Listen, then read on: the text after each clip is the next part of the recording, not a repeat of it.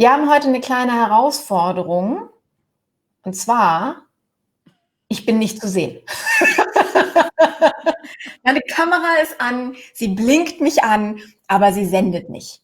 Von daher, es tut mir herzlich leid. Ich habe heute mal wieder so eine kleine Technikpanne. Es gibt einen Grund, warum ich in der IT nicht mehr arbeite. Mein Lieben, ich habe heute einen Gast zu Gast, von daher habt ihr ein schönes Gesicht, in das ihr die ganze Zeit reingucken könnt. Das ist also an der Stelle ein schöner Ersatz. Hallo Anja, danke, dass du da bist. Hallo Carmen, vielen Dank für die Einladung. Ja, ich freue mich ganz besonders, denn es ist ein ganz spannender Tag heute. Wir kommen nämlich quasi gerade aus dem Gespräch. Ich war nämlich bei dir zu Gast in deinem Podcast. Ja, das war wunderbar. Ach, danke schön. Ja, quasi Feedback haben wir noch gar nicht gehabt. Erzähl unseren Zuhörern, unseren Zuschauern doch bitte ganz kurz, was ist dein Podcast oder wie heißt dein Podcast und worum geht's da drin? Mein Podcast heißt Share Your Story.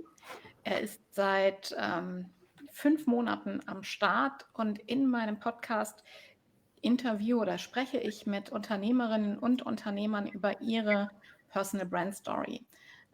Das ist nämlich das, was ich tue. Ich schreibe für Unternehmerinnen und Unternehmern Personal Brand Stories, das, was sie erlebt hat, das, was sie zu der Persönlichkeit geformt hat, die sie heute sind. Und die meisten Wege verlaufen ja nicht geradeaus. Jeder muss schon mal einen Abzweig nehmen, geht schon mal vielleicht einen Umweg oder läuft in eine Einbahnstraße hinein. Genau darum geht es in meinen Interviews. Und natürlich gibt es auch Informationen rund um Personal Brand Stories. Was sind Archetypen? Was ist überhaupt eine Personal Brand Story? Und wie schreibt man sie? Wie entsteht sie? Und so weiter. Sehr, sehr cool. Ja, guck mal, wir haben auch schon die Magdalena, die Hallo sagt. Man hört uns, yay, wenigstens das funktioniert. Ach ja, schön. Naja. Anja, das Schöne ist ja, dass wir quasi aus der gleichen Branche kommen. Nur das Thema Marke, persönliche Marke oder auch den Imageaufbau ja ganz anders angucken. Du redest ja, wie du ja gerade sehr schön auch geschildert hast in deinem Podcast, ja auch genau über dieses Thema. Hat dein Podcast was für dich verändert? Also in Form für deine Sichtbarkeit, was dein Thema anbetrifft, auch Akzeptanz für dein Thema draußen? Zuerst einmal ist das Thema ja eine relative Nische. Personal Branding ist schon sehr bekannt. Die Story dazu, also ich nenne es immer so schön, dass sie füllt die Personal Brand mit Leben. Und das ist, glaube ich, generell noch nicht so bekannt, dass es auch wichtig ist, die zu schreiben, sich damit auseinanderzusetzen. Und es hat auf jeden Fall dazu geführt, dass das Thema überhaupt einmal sichtbar wird, bekannt wird und dass sich Menschen damit beschäftigen. Jetzt sind wir ja heute, oder ist diese ganze Reihe hier bei Facebook Live ja dem Business Podcasting gewidmet, beziehungsweise den Q&As dann dazu. Also ich blende es jetzt auch gerade ein, meine lieben Hörer und Schauer, in meinem Fall Hörer. Ja, wenn ihr also eine Frage habt zum Thema Business Podcasting, dann tippert bitte gerne in Facebook hier rein. Sobald es dann hier bei uns angekommen ist, werde ich das sehr, sehr gerne beantworten. Alle möglichen Fragen, ob es jetzt Monetarisierung ist, Vermarktung ist, euer Konzept ist, Technik zu gewissen Teilen. Ich kann leider nichts zeigen, ich bin nicht online. Es ist scheiße, tut mir leid. Jedenfalls sehr, sehr gerne und wir werden auch gerne mit Hilfe von Anja deine persönliche Erfahrung das auch beantworten. Und da möchte ich auch direkt mal zu dir rüber switchen. Was hättest du, bevor du bist ja noch nicht so lange online, hättest du gerne vorher gewusst? Das ist jetzt gar nicht so leicht zu beantworten. Ach, ich bin ja eher ein Mensch, der auch gerne ins kalte Wasser springt und es einfach macht. Und wenn ich die Entscheidung treffe, in eine bestimmte Richtung zu laufen, dann tue ich das einfach. Und deshalb habe ich den Podcast begonnen, habe mich dabei auch begleiten lassen. Das war auf jeden Fall auch sehr gut. Normalerweise habe ich das immer so gemacht, dass ich alles alleine gemacht habe. Das kriege ich auch alles hin. Aber es dauert länger und mühseliger. Und das war für mich tatsächlich auch ein Novum, mich begleiten zu lassen. Und das war auf jeden Fall total wertvoll. Wobei hast du dich genau begleiten lassen? Also zum einen hat es dazu geführt, dass sich dieses Thema entwickelt hat. Denn Storytelling ist schon seit vielen Jahren mein Thema in verschiedensten Bereichen als Eventmanagerin, als Trainerin, als Kommunikationstrainerin, als eine Zeit lang Herausgeberin eines Lifestyle-Magazins. Überall da ging es um Geschichten von Produkten, von Unternehmen, von Personen. Dass ich aber tatsächlich mich so in eine Nische begebe, das hat sich mit dem Podcast erst entwickelt. Und das finde ich auch richtig, da eben nicht so breit aufgestellt zu sein, sondern wirklich zu sagen, das ist die Nische und die habe ich überhaupt erst dadurch entdeckt. Auf die Idee bin ich nur durch die Begleitung gekommen. Und dadurch ist natürlich das Thema Positionierung zur Personal Brand total wichtig. Absolut, da stimme ich dir zu. Wie lange ging deine Begleitung? Unser erstes Gespräch fand am 29. April statt und online gegangen bin ich am 1. Juli. Okay. Und dann endete deine Begleitung oder bist du hinterher auch noch betreut worden? Dann ging es noch weiter, ja. Okay, also das war für dich auch eine wertvolle Sache, jetzt nicht nur zu sagen, ich mache jetzt einen Kurzworkshop, wie, weiß ich nicht, einen Tag oder sowas, sondern wirklich immer wieder auch Fragen zu stellen. Absolut, absolut. Was waren denn so seine Kernfragen? Also womit hast du deinen Coach in dem Moment genervt? Weil viele sagen ja auch so, oh Gott, diese Frage kann ich gar nicht stellen an der Stelle, das ist irgendwie so blöd oder so, ne? Ich müsste das doch wissen. Was waren dann so deine, wo du sagtest, das ist jetzt, ich muss es trotzdem fragen, weil ich es nicht weiß, Geschichten? Es war, glaube ich, mehr so dieses Thema, wie mache ich das alles und wie starte ich dann wirklich? Also diese Teile, welchen Provider nehme ich und wie funktioniert das mit der Technik? Das hat er mir erklärt, das hat super funktioniert. Das probiere ich dann aus und dann geht das.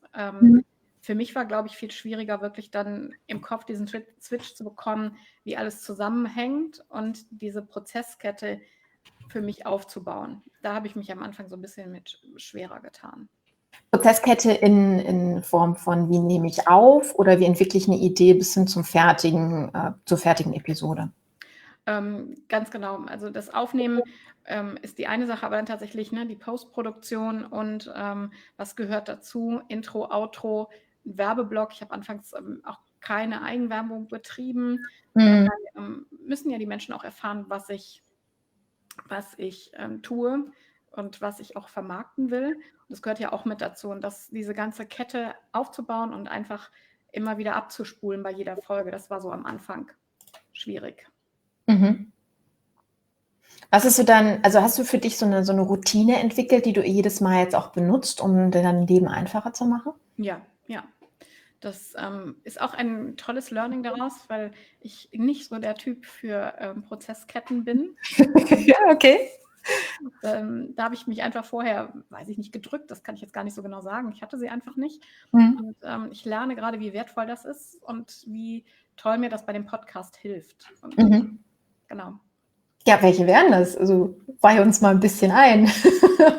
Ja, das fängt natürlich an mit, dass ich mir überlege, wen möchte ich überhaupt einladen. Ne? Das ist ja so ein ganz, ganz wichtiger Punkt. Welchen Gast finde ich spannend? Wer hat eine tolle Geschichte zu erzählen? Und wer spricht auch gerne? Nicht jeder, der vermeintlich eine gute Geschichte hat, spricht gerne öffentlich.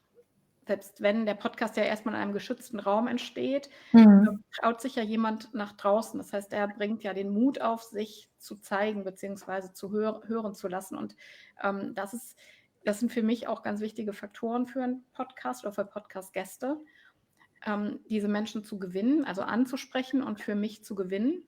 Und vorher natürlich auch zu recherchieren, ganz klar.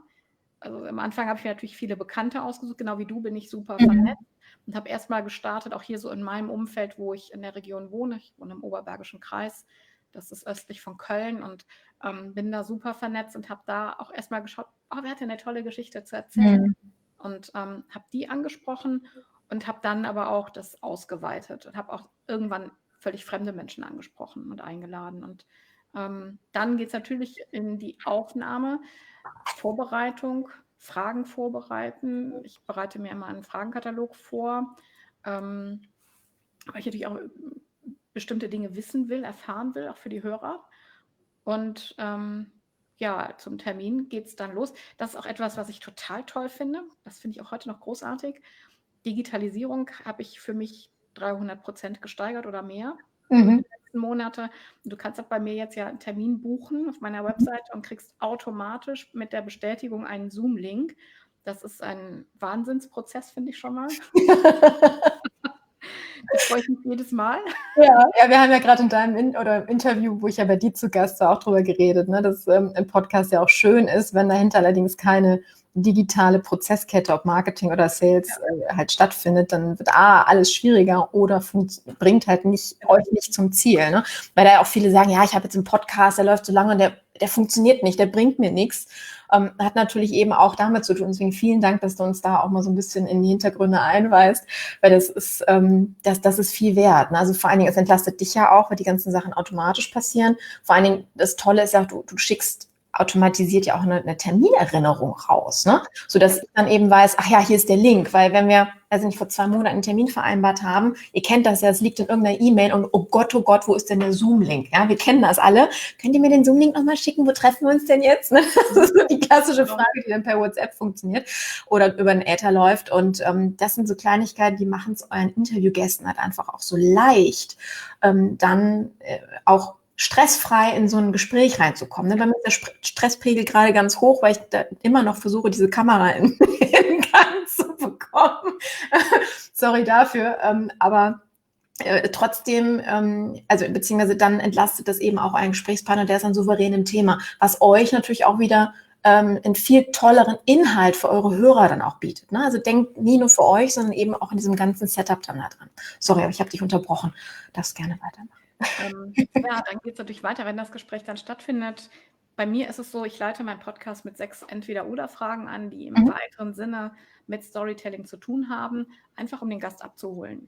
Das ist mir einmal passiert in einem Gespräch, dass wir schon so mittendrin waren, dass das passte dann gar nicht mehr, diese Fragen zu stellen. Aber ansonsten nutze ich das einfach auch, um den Gast abzuholen. Und je nachdem, die meisten sind schon auch ein bisschen aufgeregt, auch ihnen ein bisschen Ruhe zu geben, weil das so, also eine Frage heißt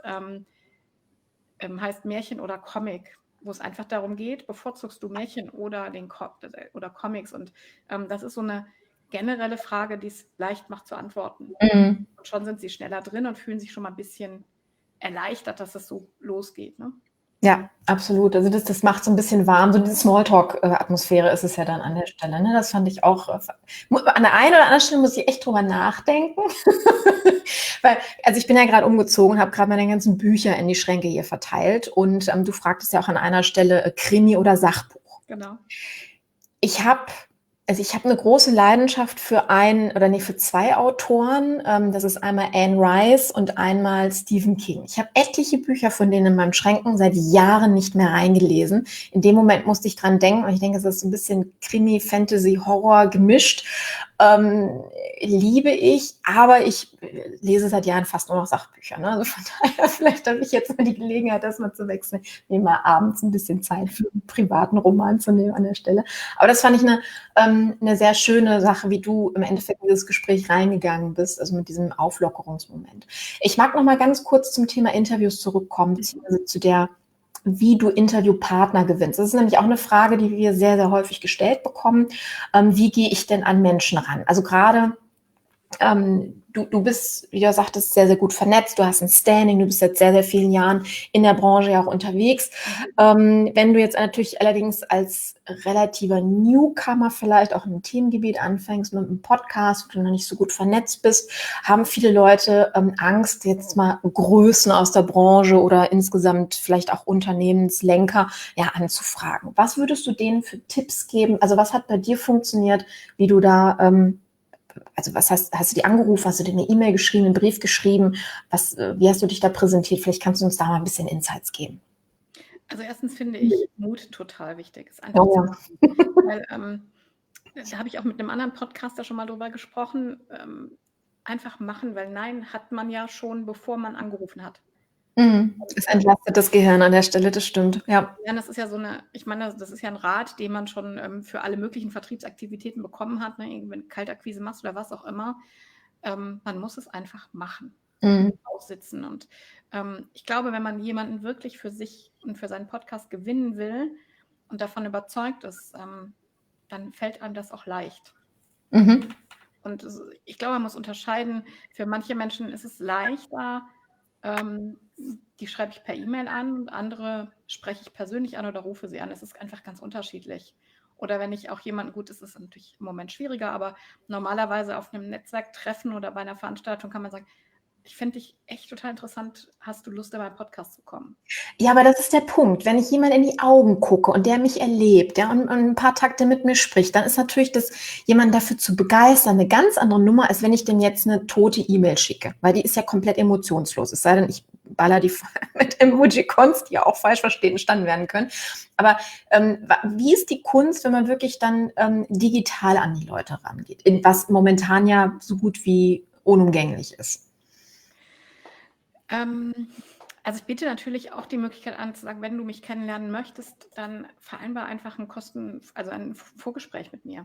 Okay. Per Zoom. Dann lass uns einfach digital treffen, um zu schauen, ob es passt. Und dann kannst du immer noch überlegen, möchtest du machen oder möchtest du nicht machen. Das finde ich total in Ordnung und die Zeit nehme ich mir auch sehr, sehr gerne.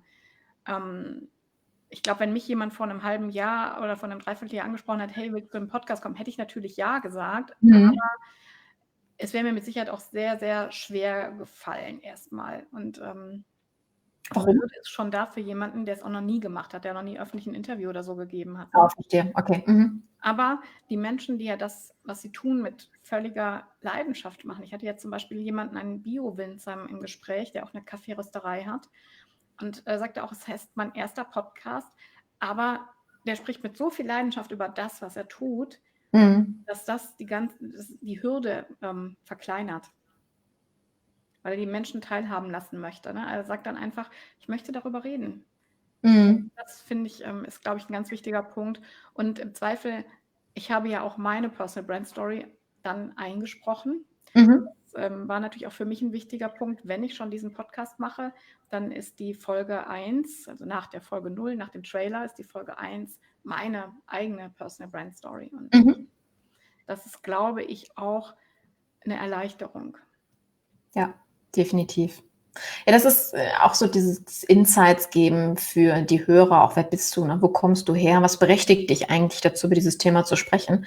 Weil also der deutsche Markt ist ja noch recht überschaubar, was Podcasts anbetrifft. Wenn wir jetzt mal so anschauen, dass wir im März die 1 Millionste Anmeldung hatten, also sprich den 1 Millionsten Podcast, der bei Apple angemeldet worden ist das schon Wahnsinn, ne? Was wir auf dem Markt dann international gesehen alles an Ideen und Informationskanälen dann da präsentiert bekommen. Wenn wir noch mal ganz kurz in die Interviews reingehen, beziehungsweise in die Einladung, versprichst du oder schlüsselst du auf, sondern ich habe eine Community, da wirst du, weiß nicht, ich schicke dann auch ein Newsletter raus an so und so viele Abonnenten oder ich teile das auf Social Media und du wirst dann von so und so vielen gesehen. Also gibst du denen auch so ein bisschen Zahlenwerk dazu, wie sichtbar sie durch deine Show werden oder machst du das nicht? Konkrete Zahlen habe ich bisher nicht herausgegeben, Okay. wurde auch noch nicht angefragt, aber ich sage natürlich schon, dass ich das auf all meinen Kanälen verbreite. Ja, okay, wunderbar. Cool. Ja, meine Lieben, ich richte mich noch mal ein bisschen an die Community. Gibt es da Fragen von euch? Ja, wir haben ja heute quasi eine offene Business-Podcasting-Q&A. Ich muss das Business immer wieder betonen. Es gibt ja auch viele Spaß-Podcasts, aber die sind jetzt hier nicht unser Fokus. Wir wollen euch natürlich die Möglichkeit geben, Fragen zu stellen, wie ihr eure Marke und euer Business nach vorne bringt mit einem Podcast als ein Marketing-Medienkanal. Deswegen freue ich mich auch, dass die Anja heute da ist, denn auf der einen Seite ist sie eben auch im Bereich Marke eine Expertin und auf der anderen Seite hat sie einen eigenen Podcast, wo sie eben dieses ganze Thema natürlich auch live für sich umsetzt. Ansonsten, wenn ihr euch jetzt noch nicht traut oder gerade die Frage nicht auf der Zunge oder in den Fingerspitzen habt, dann könnt ihr natürlich auch im Nachgang stellen. Ich gehe jeden Tag live, ab morgen hoffentlich auch wieder mit Bild. Ja, ich habe vorhin auf den falschen Button geklickt und jetzt kriege ich die Kamera nicht mehr in den Livestream integriert, was auch immer. Jedenfalls also sprechen wir heute, beziehungsweise worüber wir heute mit Anja auch gesprochen haben, so ein bisschen ihre eigene Erfahrung mit dem Podcast. Wir sind jetzt gerade beim Thema Interviews und Einladungen für deine Gäste gewesen. Kannst du vielleicht, wenn du magst, aus dem Nähkästchen plaudern, was dir der Podcast für dein Business gebracht hat bisher? Ich meine, du bist noch nicht so lange online, aber die 50. Folge geht ja jetzt schon raus, habe ich heute vernommen. Gratuliere dafür, das ist immer so ein Riesenmeilenstein. Ja, danke. Also gibt es da schon für dich messbare, spürbare Erfolge für dein Unternehmen durch den Podcast?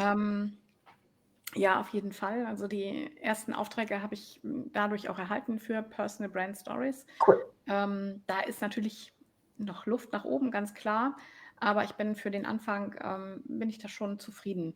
Mhm. Einfach weil dieses Thema bekannt wird und bekannt werden muss. Und natürlich müssen sich auch die Menschen trauen. Ich habe selber ein Interview dazu gegeben über meine Geschichte und derjenige hat das genannt, die Leichen in deinem Keller gehören zu deiner Personal Brand Story. Mhm. Und das ist auch ein Thema, auf das ich mich fokussieren will. Und ich glaube, das ist etwas, du hast da ja auch in meinem Podcast sehr offen drüber gesprochen, Ja. über einzelne Stationen, die einfach auch sehr schwer waren auf deinem Weg. Und ich möchte damit auch ermuntern, darüber zu sprechen und die Personal Brand Story auch dazu zu nutzen.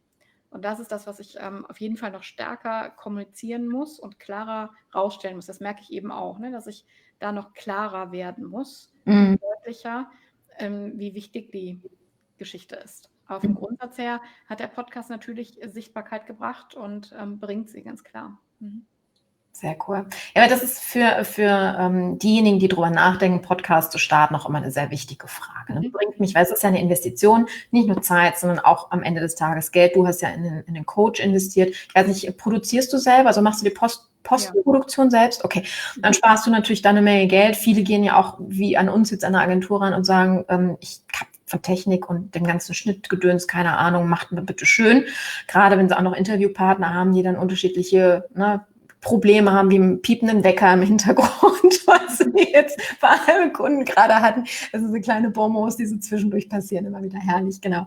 Und da muss dann natürlich, also es sei denn, man sagt einfach, ich habe genug Kohle und probier es mal aus. Das ist aber in den wenigsten Fällen der Fall, sondern man nutzt so ein Invest natürlich auch, um am Ende was rauszuholen. Das heißt, im Grunde genommen gibt es ja zwei Ziele. Das eine ist das Marketingziel der Sichtbarkeit, also sprich die Brand Awareness, dass ich wahrgenommen werde, wie du gerade sagtest, dass du auch spürst, dass die sich eben vergrößert, dass Menschen quasi, also das Ziel dessen ist ja, dass Menschen auf euch zukommen. Also das, was ja mein Slogan ist, gebeten werden, statt zu bitten, dass ihr dadurch Sogkraft entwickelt und die Leute euch wahrnehmen. Also wie bei mir beispielsweise, die Magdalena hat mich vor 3 Jahren bei einem Barcamp kennengelernt, ja, als Teilnehmerin in meiner Podcast-Session und habe mich dann ein paar Jahre später daraufhin angesprochen, weil das Thema gerade wieder präsent war. Ja, so kann das dann passieren.